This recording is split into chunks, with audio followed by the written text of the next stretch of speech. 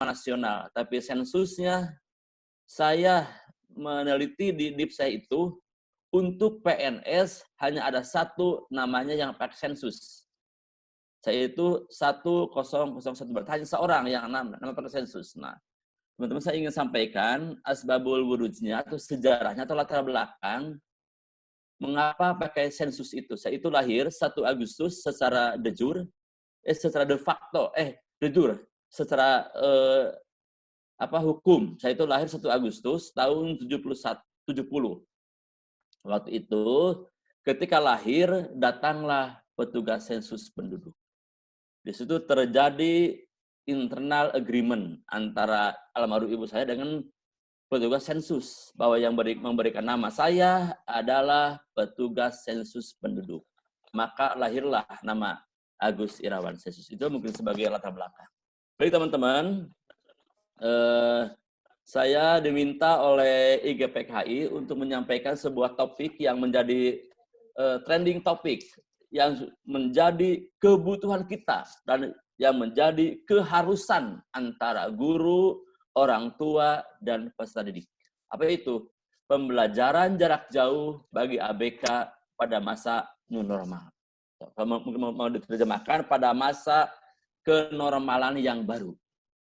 Sebelum pandemi kita normal. Anak kalau belajar itu pakai seragam, pagi-pagi berangkat, oleh orang tuanya diantar, di kelas ada guru, dan ada pembelajaran. Sekarang itu era new normal, kenormalan yang baru. Tidak apa, harus menyesuaikan dengan protokol pencegahan pandemi COVID-19, tetapi kita akan menuju transisi ke arah yang normal. Tetapi kata kuncinya, baik guru, orang tua, maupun siswa harus taat pada protokol pencegahan pandemi COVID-19. Itulah. Nah, baik teman-teman, inilah selayang pandang tentang saya. Suara, Saya itu Pak. Apa Bu? Halo, suara? Ada ya? Oke, Pak Im, mohon maaf kepada moderator, apakah suara saya bisa didengar? Kalau di saya ada, Pak. Im? Halo? Halo, lanjut, Pak. Masih jelas suara saya tapi bisa didengar? Lanjut, Pak, lanjut. Masih, Pak. Lanjut. Siap. Oke. Nah, jelas, inilah selayang pandang saya itu background-nya PLB. Jadi saya itu saya itu tentang dunia ke-PLB-an. Saya itu semua dibesarkan dari S1, S2, S3 di UPI. Oke. Baik teman-teman, saya ingin sedikit menyampaikan bahwa sampai saat ini Kemendikbud sudah mengeluarkan pedoman pembelajaran jarak jauh di musim pandemi COVID-19 melalui surat edaran Sesdikjen, surat edaran Sekjen Kemdikbud nomor 15 tahun 2020.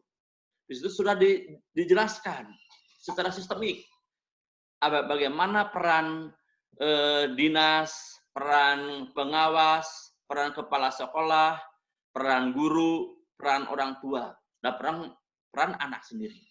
Itu sudah diatur supaya apa? Interaksi antara komponen-komponen pembelajaran itu menjamin 3 hal. Pertama apa? Aspek keamanan. Semua pihak yang terlibat dalam pembelajaran itu harus aman dari ancaman pandemi COVID-19. Yang kedua, aman, sehat. Jadi ada pembiasaan kesehatan yang dengan pola hidup sehat itu bisa mencegah terjadinya penularan virus corona.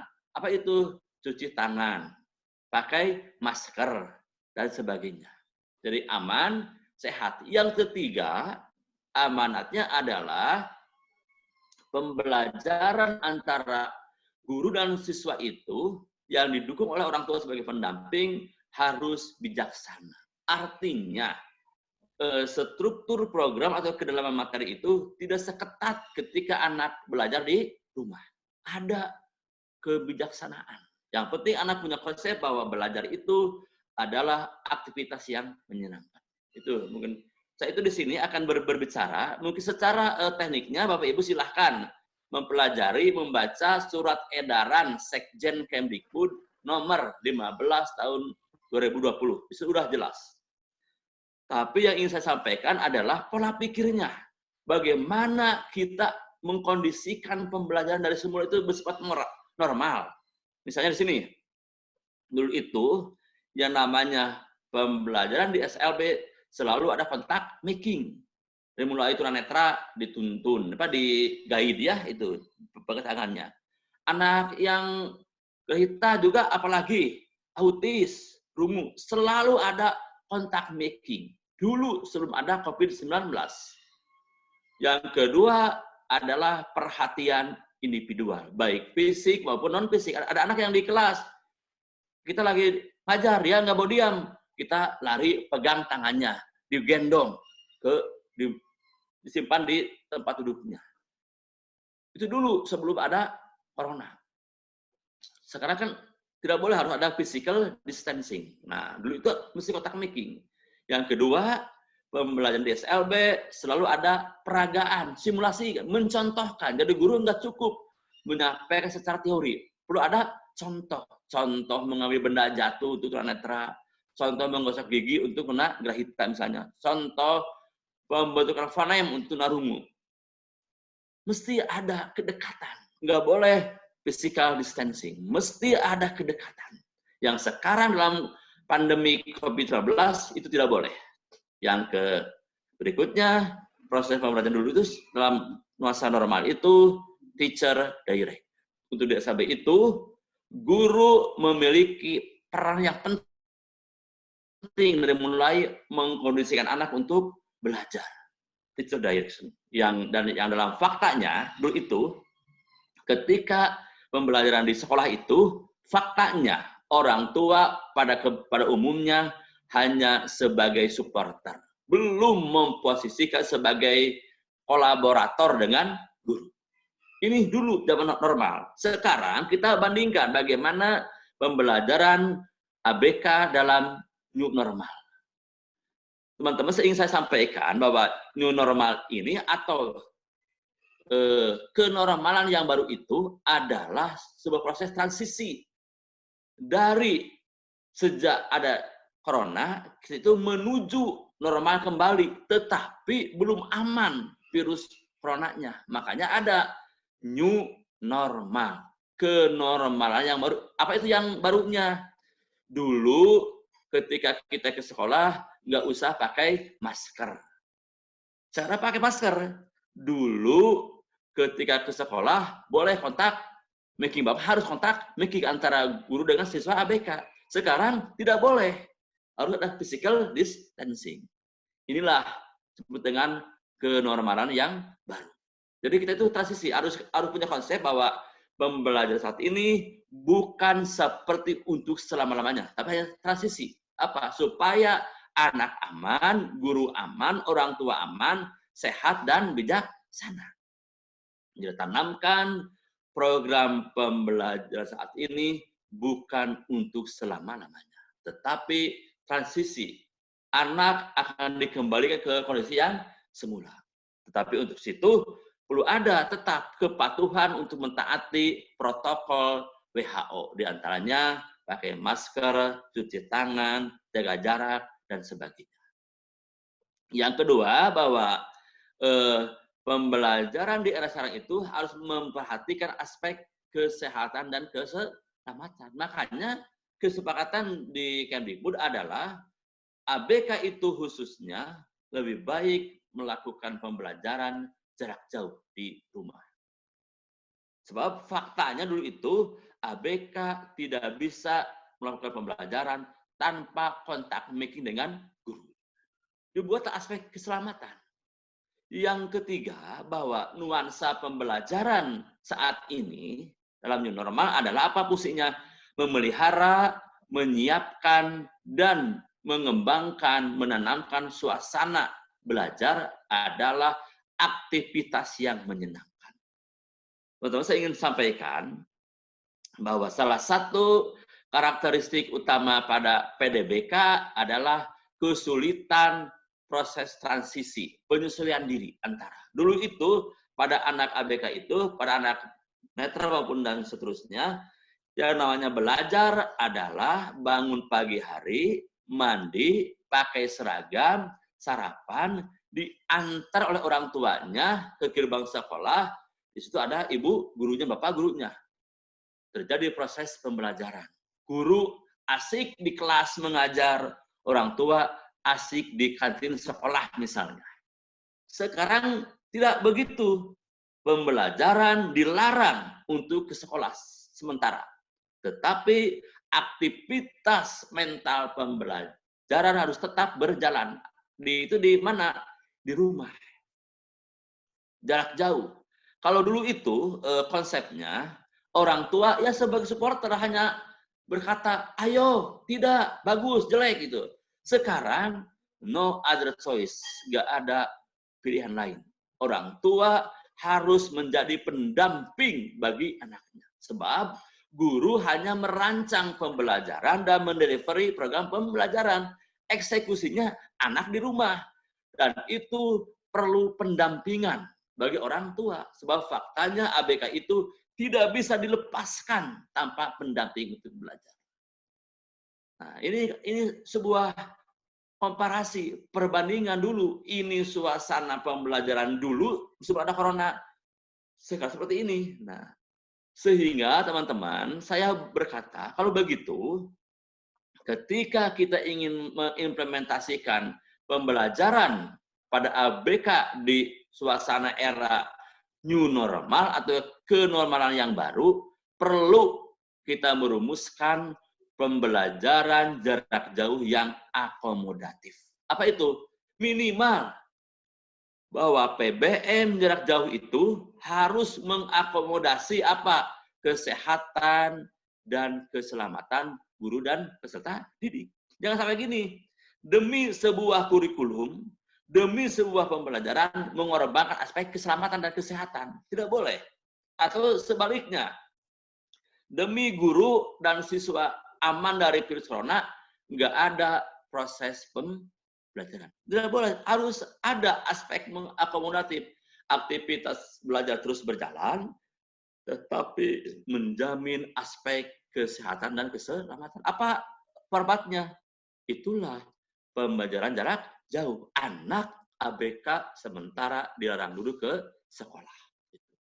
Yang kedua, bahwa program pembelajaran jarak jauh di masa new era, di masa new normal ini, apa? Guru harus merancang program pembelajaran yang mampu memelihara dan meningkatkan semangat belajar siswa dan orang tua. Tanamkan, meskipun itu di rumah dilakukannya, harus sampai memelihara pada jiwa anak, pada mental anak, bahwa belajar adalah hal yang menyenangkan. Jangan ada konsep, gara-gara belajar di rumah dengan ibu, belajar adalah hal yang membosankan. Itu harus kita pelihara.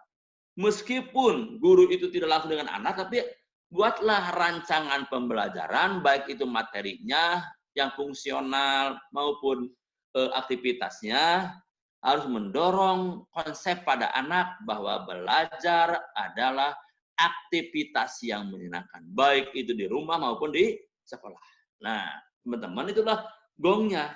Yang perlu kita pahami adalah bagaimana guru menampilkan pola pembelajaran di era sekarang itu, di era new normal itu apa? Pertama, jaga aspek kesehatan dan keselamatan dengan tetap memelihara pembelajaran di rumah yang memberikan kesan pada anak bahwa belajar adalah aktivitas yang menyenangkan. Sekarang pertanyaannya, kalau begitu apa yang harus guru pahami supaya guru mampu merancang dan mendelivery program pembelajaran jarak jauh dan orang tua mampu mendampingi untuk menciptakan suasana belajar yang nyaman. Sebab faktanya ini perlunya kerjasama. Sehebat apapun orang guru merancang pembelajaran, kalau orang tua tidak mendampingi, akan nggak bisa terjadi. Nah, makanya saya ingin sampaikan di forum ini baik guru maupun orang tua untuk bisa menjamin terjadinya PJJ akomodatif, apa? Perlu memahami 3 hal. Pertama, guru, orang tua pahami, lakukan apa prinsip-prinsip pembelajaran jarak jauh di era new normal. Yang kedua, guru dan orang tua lakukan, pahami tentang teknik mendampingi anak untuk belajar. Yang ketiga adalah orang tua dalam mendampingi anak di rumah itu harus tahu tahapan-tahapannya. Nah, 3 hal ini menjadi resep menu untuk mewujudkan terjadinya program pembelajaran jarak jauh di era new normal yang akomodatif. Saya ingat pada sebuah pesan dari orang Singapura, katanya, semangat tanpa ilmu, laksana api tanpa cahaya. Tapi semangat dengan ilmu, laksana api dengan cahaya. Bapak Ibu guru, para orang tua ingin mendampingi anaknya dengan ilmu. Bagaimana prinsip mendampingi anak belajar di rumah, dengan ilmunya, tahu prinsipnya, tahu tekniknya, tahu tahapannya, maka insya Allah segala genap kita itu melakukan pendampingan, upaya akan memberikan hasil yang efektif. Itulah sebagai sebuah pengantar. Baik, teman-teman, ini saya sampaikan, inilah perbedaan kontra signifikan antara belajar dulu dengan sekarang. Dulu itu kita sepakat bahwa untuk menciptakan anak senang belajar, maka dibuatlah metode pembelajaran yang bernuansa permainan. Apa? Biar anak mengenal teman sebayanya, mengenal lingkungannya. Sekarang di rumah harus belajar, ya hanya ada ayah, ibu, dan saudara. Nah, padahal secara alamiah itu, individu manusia itu sejak lahir sampai meninggal itu selalu ada dalam aktivitas bermain. Dari kecil, dari mulai berawal dari main petak umpet. Kecil, main petak umpet. Udah dewasa, awas, hati-hati jangan sampai main mata. Semua bermain. Yang saya ingin menunjukkan bahwa aktivitas pembelajaran itu adalah bermain yang mendidik. Sekarang di rumah kan hanya ada orang tua dan anak, nggak ada teman rekan sebaya. Padahal secara filosofis, belajar hakikatnya adalah permainan yang mendidik. Sebab setiap manusia itu mengalami proses bermain. Dari bayi pun sama, dari mulai main petak umpet, udah SMA, awas, jangan main mata. Udah dewasa, terkadang ada air mata. Sudah menikah, salah satu pasangannya kata seperti Ustaz Jeffrey ya itu ya meninggal. Bagaimana istrinya mencintai Umi Pipit itu, tapi Allah sudah memanggil itu suaminya, makalah terjadi air mata. Suami istri utuh, terjadi bencana alam, ada air mata. Bahwa setiap fase kehidupan ada aktivitas permainan. Sampai Agim pun, para ustadz, beda bermainnya. Punya komitmen, yuk kita bermain hati. Menjaga hati untuk masuk surga. Itu kan menggambarkan bahwa setiap fase kehidupan adalah aktivitas permainan. Oke, next ya selanjutnya. Nah, teman-teman, saya tadi sudah membandingkan antara belajar di sekolah dan di rumah. Tapi kita jangan selalu membanding-bandingkan. Loh, dulu belajarnya seperti ini, sekarang jangan. Sebab saya ingin sampaikan, setiap ABK yang hadir ke dunia bukan untuk dibanding-bandingkan. Tidak boleh membandingkan, misalnya Ibu Komariah dari Hasad Mulia punya siswa 3 orang, sama netra.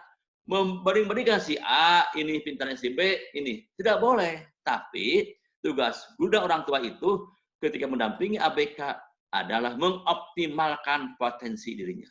Bukan untuk membanding-bandingkan. Cukup membanding-bandingkan adalah lagunya Iis Dahlia. Siapa di sini yang tahu? Saya itu tahunya di sini ada Ibu Nurisma dari Cianjur, mana Direction-nya. Beliau itu adalah juara dangdut, tapi suka itu. Lagu, nah itu, ini. Nah, jadi kalau untuk dangdut, Ibu Nurisma mau payung hitam, ya, mau apapun lah itu ya. Gosip. Oke ya. Jadi teman-teman, saya tadi itu mencoba membandingkan ini nuansa normal, ini new normal, tapi bukan untuk dibanding-bandingkan. Yang kita harapkan apa? Mengkombinasikan nuansa pembelajaran yang akomodatif. Apa itu? Anak tetap belajar, tetapi menjaga kesehatan, keamanan. Yang kedua apa? Meskipun anak itu di rumah belajarnya apa? Tetap pelihara bahwa belajar adalah aktivitas yang menyenangkan. Bukan belajar adalah aktivitas yang membosankan. Itu ya, oke. Berikutnya, nah, saya tadi mungkin Pak Iman, saya tolong diberitahu kalau saya itu keasikan ngobrol, nanti aja nggak apa-apa di-cut aja, nggak harus selesai. Oke. Siapa? Untuk sampai kepada guru mampu menciptakan pembelajaran yang akomodatif itu perlu memahami prinsipnya. Nah, ada prinsip umum, prinsip khusus bahwa pembelajaran itu adalah saat ini adalah interaksi positif antara guru sebagai perancang dan pendelivery pembelajaran dan siswa dengan orang tua. Nah, prinsip umum ini adalah prinsip yang harus diamalkan oleh guru dan orang tua dalam mewujudkan pembelajaran. Jadi ada hikmahnya. Dengan adanya COVID-19 itu apa? Menjadikan orang tua tidak hanya sebagai supporter, tetapi sebagai kolaborator antara dengan guru. Sebab faktanya, sehebat apapun guru merancang pembelajaran di jarak jauh, tanpa orang tua bisa memberikan pendampingan, tidak akan maksimal. Kalau dulu kan, mungkin boleh secara fisik, orang tua itu nganter ke sekolah, nganter anaknya, ke itu gerbangnya. Oleh Bu Nuri disambut, makanya Asika masuk. Nanti Bu Nuri bawa anaknya ke kelas. Orang tua berkumpul di kantin sekolah. Boleh fisik di area sekolah, tapi mindset tidak satu konsep dengan guru. Guru asik di kelas ngajar, para orang tua asik jajan di kantin.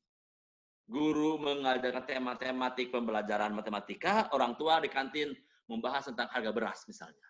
Ini kan tidak nyambung. Nah, sekarang itu meskipun secara physically tidak bertemu antara guru dan orang tua, tapi secara mindset harus nyambung. Apa yang guru inginkan dalam pembelajaran, maka orang tua harus memahami. Ini yang menjadi targetnya. Inilah prinsip umum.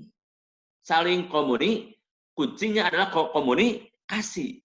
Sekarang itu no other choice. Kecuali orang tua, guru memiliki nomor kontak orang tua. Sebab itulah sebagai satu-satunya channel communication untuk membangun kebersamaan. Kedua adalah prinsip khusus. Ada wilayah yang menjadi kewenangan guru, orang tua nggak boleh ikut masuk ke dalam tugas guru. Kedua, ada yang menjadi kewenangan orang tua di rumah. Sekali itu adalah wajib hukumnya kerjasama antara guru dan orang tua. Jadi ini perlu ada pembatasan. Ini tugas guru, tugas orang tua itu maksudnya prinsip khusus. Kalau yang umum adalah prinsip yang harus diamalkan oleh kedua belah pihak. Oke, nah teman-teman, saya di awal sudah mengatakan bahwa Maaf. sukses atau pintu atau sukses atau kunci keberhasilan pembelajaran jarak jauh di musim pandemik ini adalah orang tua dan guru kuncinya. Apa itu? Guru berperan untuk merancang pembelajaran, melaksanakan, memonitoring, mengevaluasi, dan memberikan feedback tentang apa yang anak kerjakan di rumah. Maaf, 5 menit lagi, Pak. Boleh ya. Nah, yang kedua adalah orang tua. Orang tua itu apa? Mendampingi anak dalam pembelajaran, harus patuh pada apa yang guru rancang. Tugas guru, tugas orang tua tidak boleh merubah arah pembelajaran. Tapi orang tua tugasnya mendampingi anak untuk mencapai tujuan pembelajaran yang guru rumuskan. Kuncinya komunikasi. Jadi intinya, guru memberikan program pembelajaran, orang tua mendampingi program pembelajaran. Kerjasama. Kalau ini terjadi, maka PJJ saat ini akan berfungsi untuk memelihara dan mengembangkan pembelajaran yang menyenangkan dan memandirikan akhirnya. Dan nanti anak akan paham, oh belajar itu tidak mesti di sekolah, di rumah pun belajar. Dan belajar itu adalah aktivitas yang menyenangkan. Saya siap atau untuk ke sekolah lagi. Kenapa? Yang namanya belajar adalah yang menyenangkan. Gitu ya. Oke. Nah, teman-teman, inilah mungkin nanti bisa teman-teman baca ada prinsip umum. Prinsip yang harus diamalkan oleh guru maupun orang tua. Komunikasi. Guru, orang tua harus komunikasi. Yang kedua, harus memandirikan. Bahwa pembelajaran harus bisa anak untuk mandiri. Bisa cuci tangan sendiri, pakai mask, yang sampai serba dibantu. Jangan sampai gini, anak belajar di rumah malah anak jadi manja. Jangan. Harus mendorong kemandirian. Tekniknya, supaya orang tua bisa mendorong anak mandiri, gunakan teknik wait and see. Tunggu dan lihat. Kalau orang tua mendampingi anak di rumah, jangan serba dibantu, tapi tunggu dulu sampai titik mana anak tidak bisa bekerja sendiri. Yang kita bantu orang tua adalah membantu hal-hal yang anak tidak bisa mengerjakan. Yang kedua, lihat. Artinya, setiap tahapan anak bekerja, amati mana kelebihannya, mana kelemahannya, saat mana kita bisa membantu. Jangan semua dibantu. Fungsional, upayakan materi pembelajaran harus bersifat fungsional ke arah pencegahan COVID. Misalnya ada materi cuci tangan dengan sabun, ada materi pasang masker, ada materi kolaborasi tidak bersentuhan, dan sebagainya. Harus fungsional. Sesuai norma, jelas. Itu kan. Yang terakhir penting adalah pembelajaran itu harus memelihara dan mengembangkan kebiasaan belajar. Tanamkan pada anak bahwa belajar tidak boleh takut di sekolah, tapi belajar harus siap, baik di rumah maupun di sekolah. The habit of learning. Jadi pembelajar. Itu ya, kayak Ibu Nuri, mau di manapun lagu yang suka sih, itu kan. Ya, itu dia dari Cianjur, ya. Sukanegara, orang Bandung. Ya, oke, nah baik. Baik, mungkin Pak Im ya, kali ini mungkin ya langsung aja ke ini ya, ke terakhir sebelum kita diskusi nanti ya. Teman-teman, saya ingin bandingkan bahwa di balik musibah ini selalu ada hikmah. Kalau dulu itu yang namanya pembelajaran adalah guru dengan PDBK langsung di kelas, tertutup di ruang kelas itu. Sekarang itu ada lain formatnya. Yang namanya pembelajaran adalah guru dengan siswa plus orang tua sebagai pendamping. Maka saya sampaikan apa yang perlu diakomodasi di saat new normal. Daripada menghadirkan anak-anak ABK ke sekolah, lebih baik kita buatlah regular meeting untuk mengadakan pertemuan guru dengan orang tua. Undanglah orang tua ke sekolah sebagai substitusi anak ke sekolah. Apa itu yang dibicarakan? Tentang teknik mendampingi, tentang tugas minggu ini, dan sebagainya. Sehingga apa? Supaya orang tua memahami apa yang hendak guru sampaikan.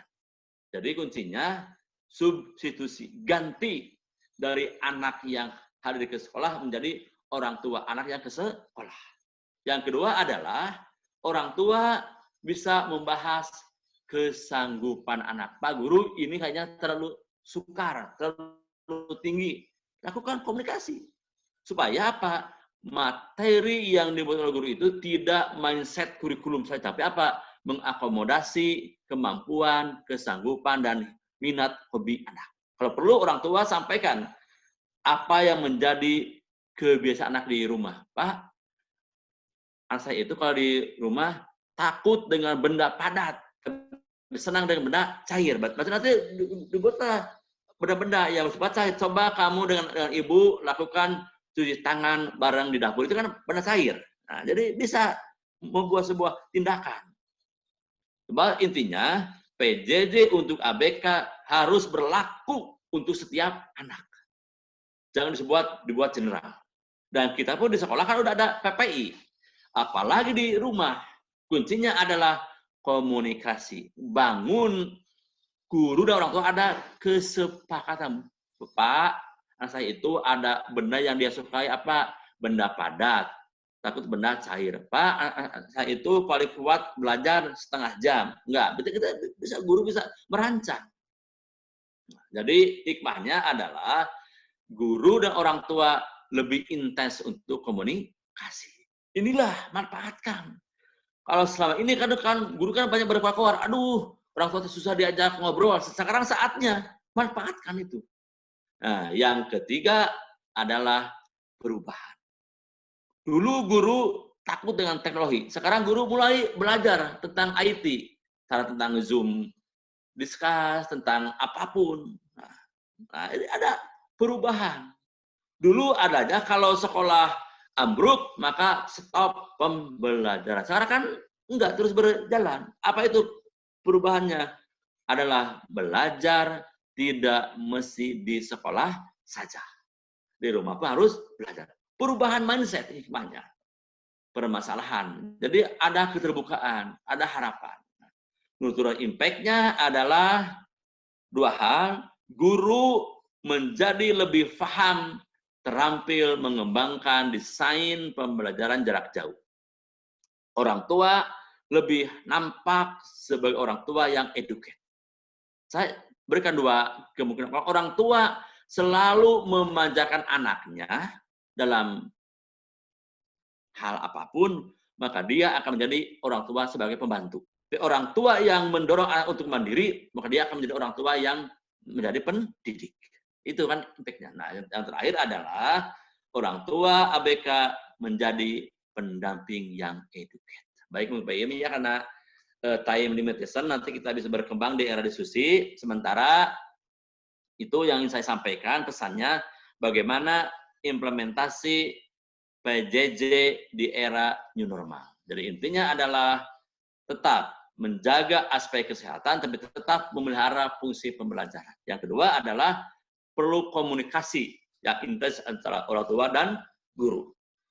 Baik, itu mungkin Pak Im sebagai pengantar diskusi, kami kembalikan kepada saudara moderator.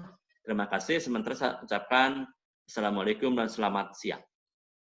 Terima kasih Pak Ais atas pemaparannya, menarik sekali. Nanti Bapak Ibu sekalian bisa menggali lebih dalam sesi diskusi nanti.